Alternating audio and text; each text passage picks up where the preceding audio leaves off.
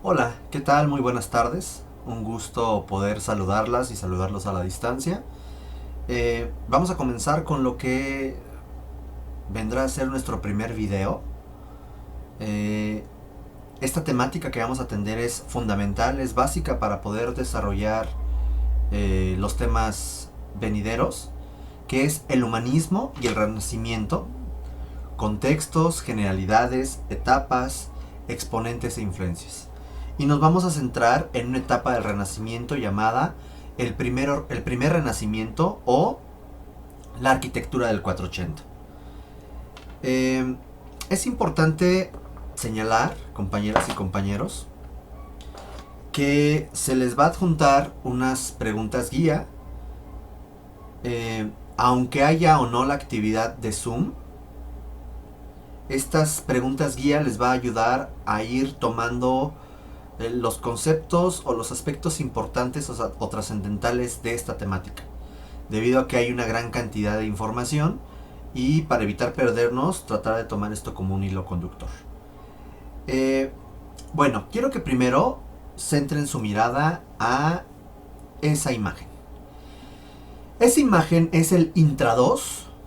Si tenemos una cúpula, la parte interior, la cara interior se llama intrados y la cara exterior de la cúpula se llama extrados. Eso es el intrados de una cúpula. La cúpula de Santa María del Fiore en Florencia. Se considera la primera gran obra del Renacimiento. Quiero que ustedes observen la estructuración de la misma. Cómo podemos ver que existe un peralte de la cúpula que hace que se genere un efecto pictórico llamado trampantojos, en donde estás generando una ilusión óptica y literal. Estamos observando cómo hay una serie de pinturas religiosas que centran finalmente su mirada hacia lo que sería una linternilla, que es ese espacio central. Quiero que veamos aquí. Voy a estrenar con ustedes una pluma. Aquí podemos observar cómo tenemos esta linternilla. Tenemos esto que se llama un tambor, que es un tambor poligonal, y en los tambores tenemos claraboyas u óculos. También se les conoce como ojo de buey, pero se escucha muy feo, ¿no? ¿Por qué esto es el inicio del renacimiento arquitectónico? Ahorita vamos a ver por qué. De hecho, lo interesante es que es una intervención en ese entonces moderna a un proyecto, a una preexistencia medieval. Vamos a ver de qué trata todo esto. El objetivo general, y aquí voy a mover la camarita porque si no, no leo, identificar la influencia del Renacimiento y el humanismo en las propuestas urbanas y arquitectónicas a partir de la codificación de los tratados de arquitectura. La temática de los tratados lo vamos a revisar la siguiente clase. Quiero que veamos primero este mapa. Este mapa es Europa en el siglo XV. Significa que entre los años 1400. Aquí podemos ver la división política de ese entonces, en el cual quiero que centremos nosotros la atención justamente en esta parte. El norte de Italia. En el norte de Italia se va a gestar el Renacimiento. Pero el Renacimiento nace de un movimiento literario llamado el humanismo, que es lo que ahorita vamos a revisar. Quiero que vean cómo esta zona tiene un control muy importante e influencia. Primero, el control del Sacro Imperio Romano Germánico, que son un montón de estados, principados, ducados alemanes, el Reino de Francia y los estados pontificios. Estas tres zonas van a generar una influencia positiva y negativa en la zona, lo cual hará que el norte de Italia se comiencen a gestar nuevos movimientos políticos, económicos y culturales, que ahorita vamos a ver. Podemos ver cómo ya en el siglo XV la península ibérica, por ejemplo, se encontraba dividido entre la corona de Aragón, que podemos ver cómo tenía una extensión sobre el sur de Italia, la corona de Castilla, el reino de Portugal, el reino de Navarra y el reino de Granada. Este reino será que en 1492, ustedes dirán, el descubrimiento de América. Bueno, pues en ese mismo año resulta que en alianza la corona de Aragón y la corona de Castilla entran al reino de Granada y expulsan a los musulmanes. Justamente ese año también el reino de Castilla descubre nuevos territorios que en ese momento no identificaban que era un nuevo continente. Entonces vamos a centrarnos nuestra atención, por lo menos en esta clase, justamente en esta parte, ¿ok? El norte de Italia. Quiero que veamos esta línea del tiempo. Aquí podemos nosotros ver desde el año 1000 hasta el año 1500 una sucesión de eventos que les voy a comentar de forma muy general. Primero, aquí quiero que identifiquen que tenemos a los estados papales. Aquí tenemos a los franceses, que a partir de los carolingios, se genera el reino de Francia y el Sacro Imperio Romano Germánico con los otonianos, debido al emperador Otón I. Van a caracterizar en el centro de Europa las dos principales potencias, Francia y el Sacro Imperio Romano Germánico. Y los estados papales. Estos tres van a comenzar a estar en constante vinculación, en constante contacto. Vamos a encontrar que del año prácticamente 1100 al año 1300 se ubican las cruzadas. Estas luchas de religión en donde el cristianismo se unió, el cristianismo europeo, latino, en contra del cristianismo ortodoxo, en contra de los musulmanes, de los judíos. Justamente en esta época vamos a encontrar que al norte de Italia el dominio y la influencia, por un lado del Sacro Imperio Romano Germánico y del otro lado de los franceses, y eso va a generar una constante lucha en esa región, lo cual generará algo llamado la querella de las investiduras. Esta querella de las investiduras da de alguna forma una cierta autonomía a la región norte de Italia, el Véneto, Lombardía, y esto hace que en esa zona se comience a gestar un nuevo poder, que va a ser el poder de los burgueses, porque va a ser una zona meramente mercantil. Encontramos en los años 1300, que es el siglo XIV, la peste negra, que vino a bajar la densidad demográfica, cambió y estancó los sistemas, las construcciones y obras del medievo, en el gótico, además de que coincide con algo llamado el cisma del cristianismo, en donde el papado y el cristianismo se divide en dos. Hubo dos papas en ese entonces, un papa de Roma y un papa de Aviñón, un papa que vivía en el reino de Francia, y eso hizo que los estados europeos comenzaran a dividirse, y esto sería un primer antecedente de lo que más adelante conoceremos como la reforma protestante, los cristianos protestantes, perdón. Este es uno de los antecedentes. Todo lo que es España, ahorita no nos vamos a preocupar. Vemos como ahí hay una serie de sucesiones. Ahorita no nos vamos a preocupar. Eso lo vemos después. Además de la peste negra, el cisma de Aviñón. ¿Qué estoy haciendo? El cisma de Aviñón, tenemos la guerra de los 100 años, que no duró 100 años, duró 116 años, entre Francia e Inglaterra. Eso hizo que ambas también se debilitaran. La iglesia se debilitó, Francia e Inglaterra se debilitó, El norte de Italia se comienza a fragmentar, en 1395 se fragmentan muchos ducados, y vamos a encontrar que va a haber una característica muy especial nuevamente en el norte de Italia, que ahorita lo platicaremos. El marco general de Europa, el gobierno se va a debilitar los poderes universales, que es el pontificado y el imperio a la usanza medieval, a la usanza feudal. Y van a comenzar a consolidarse las monarquías autoritarias, donde el rey es el que va a tener el dominio total sobre diferentes territorios con un poder absoluto. A eso se le llama una monarquía autoritaria. Comienzan a formarse estas monarquías. La sociedad se va a dividir entre privilegiados y no privilegiados.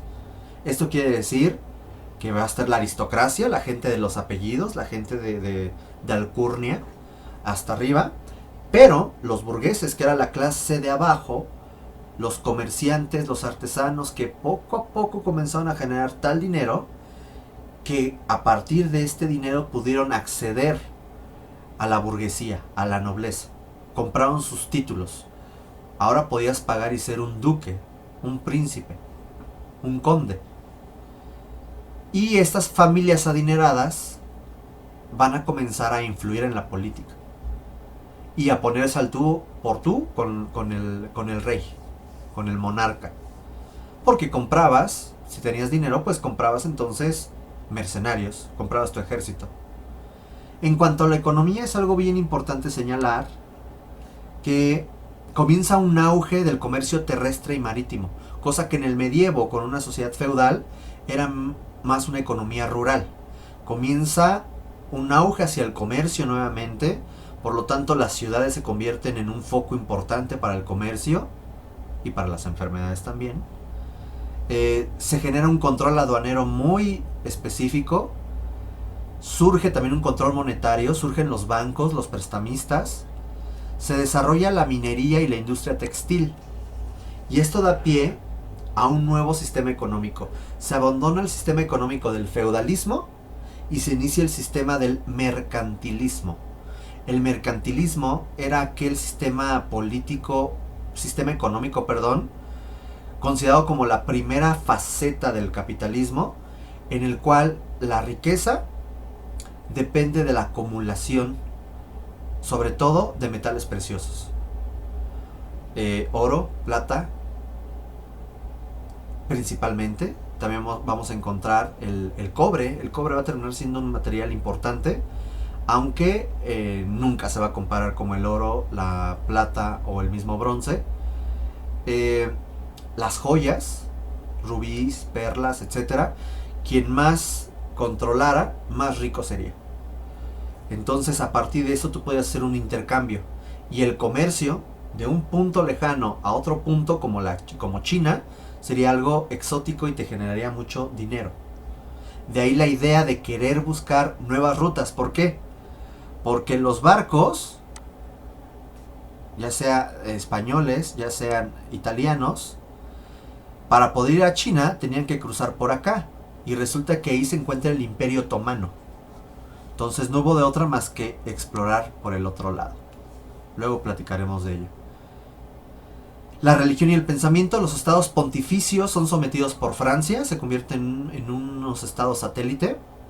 Se desarrolla el humanismo y se retoma el antropocentrismo y las influencias clásicas, que ahorita platicaremos.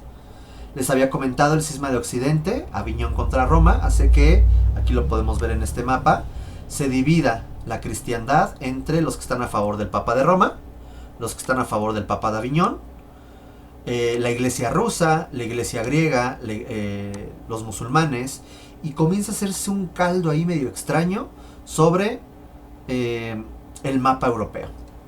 Y coincide también el descubrimiento de América por Cristóbal Colón. No sabían que era América, ellos pensaron que eran islas de China y llegaron a un nuevo territorio. Quiero que nos fijemos en estos mapas. Este primer mapa es un mapa actual de Italia, en donde encontramos las regiones italianas. Esta parte, lo que es Lombardía, el Veneto, van a tener una fuerte influencia del Sacro Imperio Romano Germánico. En cambio, esta región de Piamonte y Génova, Liguria, va a tener una fuerte influencia francesa. Y aquí vamos a encontrar en la parte central, con la región de Lacio, Umbría, Abruzzo, la influencia de los estados papales, el Papa de Roma.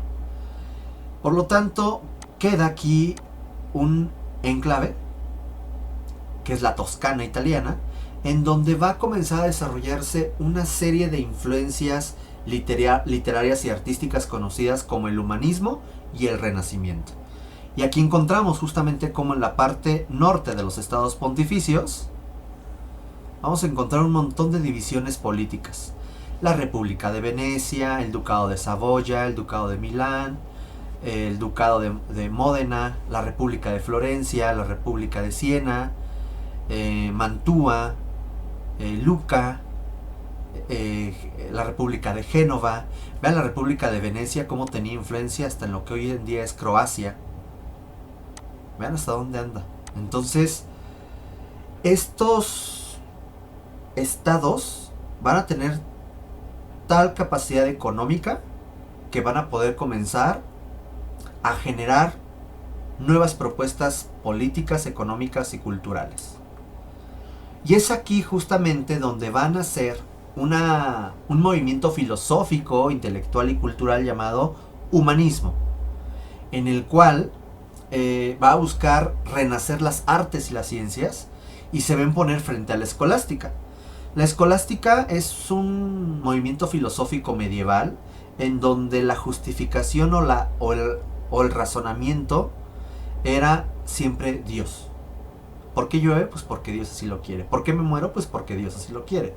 En cambio, el humanismo comienza a hacer a un lado la escolástica, la idea de Dios como el centro de todo, y a poner a la mujer y al hombre en el centro de las cosas. Perdón, cafecito. Bueno, ¿cuáles van a ser los representantes filosóficos? Estos representantes filosóficos vamos a encontrar a Francesco Petrarca con su libro El Cancionero. De hecho se le conoce como el padre del humanismo. A Giovanni Boccaccio con el Decamerón. Y a Dante Alighieri con la Divina Comedia. Estos van a comenzar una idea de una unidad italiana, la idea de un renacer científico, artístico, cultural. Y es una transición entre un periodo tardogótico y lo que se conoce como el Quattrocento. El Quattrocento son los años 1400, pero en italiano, Quattrocento. ¿Qué cosas van a impulsar al humanismo? La invención de la imprenta en el Sacro Imperio Romano Germánico por Johannes Gutenberg. El clasicismo, que es el estudio y búsqueda de las formas greco-romanas. El énfasis de la lengua y las letras clásicas. La idea de la mímesis, o sea, repetir, seguir cánones muy similares. Imitar la naturaleza. De hecho, se busca conciliar la belleza con lo divino. El humanismo comienza a influenciar a las universidades, y ahora la razón, la lógica aristotélica, que es el argumentar las cosas, y la huida de los sabios bizantinos a partir de que los otomanos invadieron al imperio bizantino a finales del medievo, hicieron que las universidades enriquecieran su oferta universitaria. Y esto generó, en parte, las bases de la ciencia. Esto quiere decir que el conocimiento se busca ahora a través de la observación y la razón, no nada más a través de Dios. Y es ahí donde surgen personas como Copérnico, Galileo, Kepler, más adelante Newton, Descartes. La razón es el camino para comprender la naturaleza. Esta reemplaza la idea de Dios y se da una revolución científica. Se desarrolla el laicismo, en donde a la iglesia se le critica como institución y el clero regular se convierte en una vía del humanismo, Después veremos qué es el clero regular. El antropocentrismo, o sea, el hombre como el centro de las cosas, se va a imponer sobre el teocentrismo, o sea, Dios como el centro de las cosas. Ya no, a Dios se le hace a un lado. La imagen divina se humaniza. Se comienza a representar el cuerpo de la figura, el cuerpo de la mujer y el hombre desnudos, hasta sagrados. La imagen del hombre se humaniza, se diviniza, como les decía. Se consolida la relación artista. Un artista que es un polímata, aquel que hacía muchas cosas, que era escritor, pintor, escultor, filósofo, inventor, como el caso de Leonardo da Vinci. Y el mecenas. El mecenas era aquel miembro de una gran familia adinerada, un burgués, que tenía tanto dinero que podía decir, quiero que me hagas una escultura. Y por lo tanto los artistas vivían bajo la protección económica de un mecenas. Conceptos que fueron muy atacados en la Edad Media y que ahora volvieron a utilizarse como la idea del éxito y la fama, fue algo que buscaban los artistas, pero también los mecenas. Que entre otros mecenas y otras regiones fueran reconocidos por la gran producción arquitectónica y científica y artística que ellos alimentaban, que ellos protegían. Eso va a ser muy importante, la idea del artista y el mecenas. Y finalmente un énfasis por la ginecolatría. ¿Qué es el énfasis de la ginecolatría? Pues lo que está atrás de mí, vean. La idea de representar constantemente el cuerpo de la mujer desnudo, indicando una belleza que residía en la mujer. Por lo tanto, esta idea de ginecolatría es una adoración a la mujer. Se le comienza a representar constantemente como una idealización de lo que es lo bello. Y los renacentistas dijeron, nosotros alcanzamos lo que los griegos no pudieron hacer. Los griegos siempre quisieron imitar a la naturaleza. Y para ellos la naturaleza era la perfección. Los renacentistas dicen que llegaron a la perfección. Pero a finales del 480, que ya después veremos. Recuerden, cualquier duda que se vaya generando, por favor, escríbalo en el WhatsApp. En el grupo de Facebook y lo podemos atender dentro del horario de la clase. Aquí tenemos al señor Johannes Gutenberg. Y como podemos ver, aquí en 1459, que fue su primer libro impreso, y cómo comenzó a expandirse a otros lugares, estos talleres de impresión. En Londres, en París, Estrasburgo, Nuremberg, Habsburgo, Venecia, Milán, Bolonia, Florencia, Roma, Pamplona, Zaragoza, Barcelona, Burgos, Valladolid. Vean cómo hay una gran concentración en España, debido a la gran riqueza que va a concentrar en el siglo XVI, en el caso de España. Vemos ahí, bueno, déjame quito. Vemos ahí un antiguo modelo de impresión. ¿Por qué revolucionó la imprenta? Ese señor que escuchan es un señor que grita a todo pulmón, atole y tamales. Bueno, aquí lo importante es entender que la imprenta revolucionó la comunicación. La comunicación y la influencia de las ideas. Porque antes era muy difícil tener que escribir todo a mano y ahora podías hacer reproducciones de libros de forma inmediata, rápida, y por lo tanto la propagación de las ideas serían como fuego, rapidísimo. Lo primero en publicarse fueron Biblias, después ideas sobre política, sobre filosofía, etc. Y eso hizo que las ideas se propagaran con mayor velocidad. Vamos a tener en este mapa cómo vemos que existen núcleos artísticos. El principal núcleo artístico de donde sale todo el Renacimiento es aquí, el norte de Italia. Específicamente Florencia, Bolonia, Padua y Venecia. Vamos a tener una influencia hacia Roma, Nápoles, otra influencia hacia lo que es el norte del Sacro Imperio Romano Germánico, hacia lo que es la región de Flandes, Bélgica, Utrecht, Amberes, Lovaina, Bruselas, Colonia, hacia la parte central de Francia, París y Orleans, y hacia lo que sería España, en el centro de lo que es Salamanca y Toledo, Alcalá. Mientras que Oxford y Londres se convierten en centros del humanismo y el Renacimiento, pero en Inglaterra. ¿Qué pasa con esas tres personas que están ahí? Erasmo de Rotterdam y Tomás Moro van a ser filósofos y escritores del primer Renacimiento, o el Renacimiento llamado 400, que van a revolucionar con sus ideas algunas cosas que van a influir aquí en la concepción de las ciudades novohispanas. También tenemos por ahí a Nicolás Maquiavelo. Nicolás Maquiavelo se le considera uno de los grandes impulsores y el padre de la política moderna.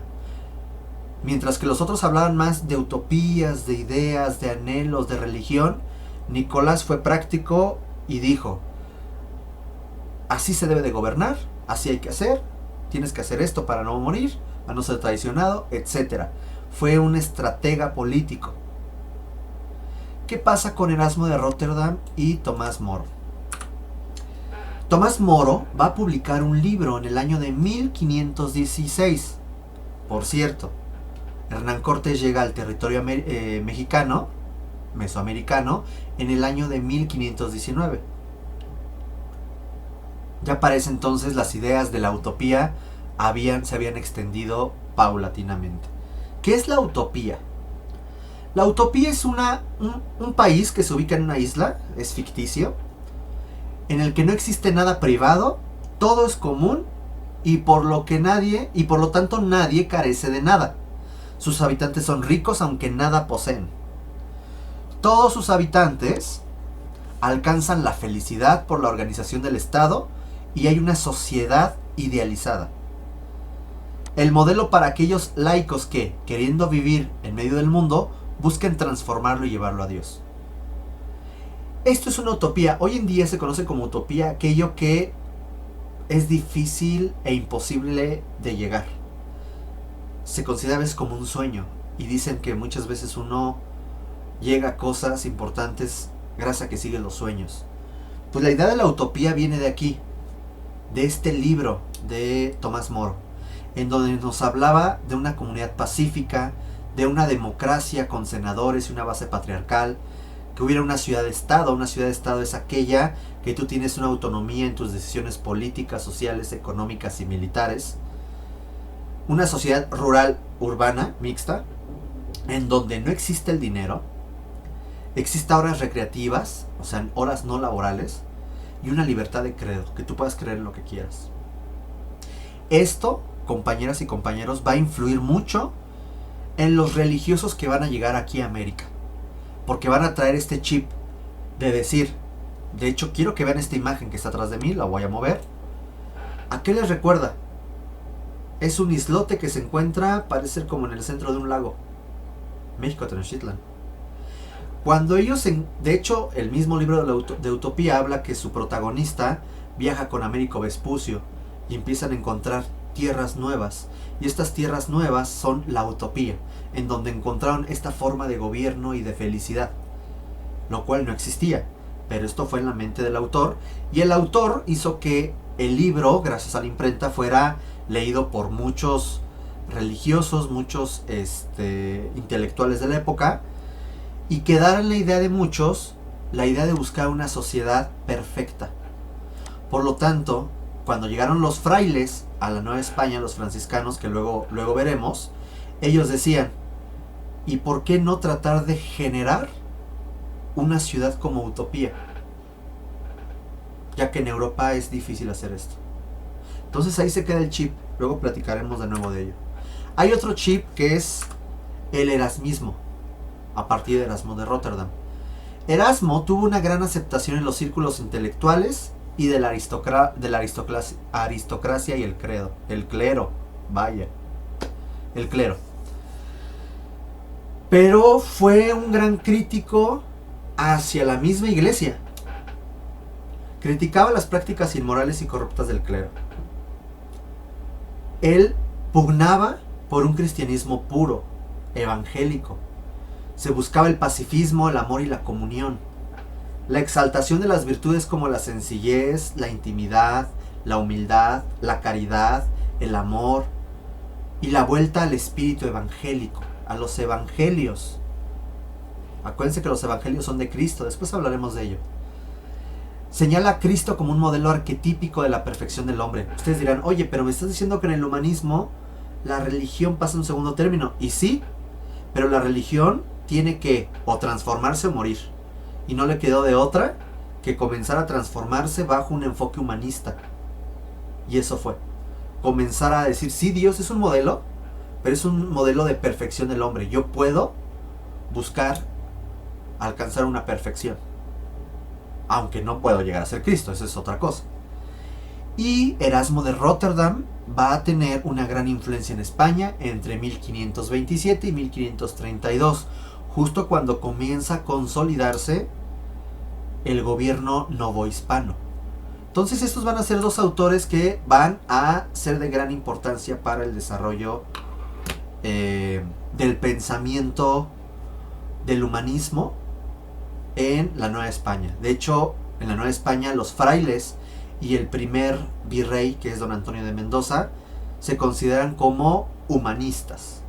Entonces, ¿qué es un humanista? Aquel que tiene este pensamiento antropocentrista, del renacer de las artes, de las letras, que hablaba de los patrones y los modelos griegos y romanos como fuente de inspiración, etc. Aquí va a llegar nuestra primera parte del video y ahorita nos vemos en la segunda parte. Gracias.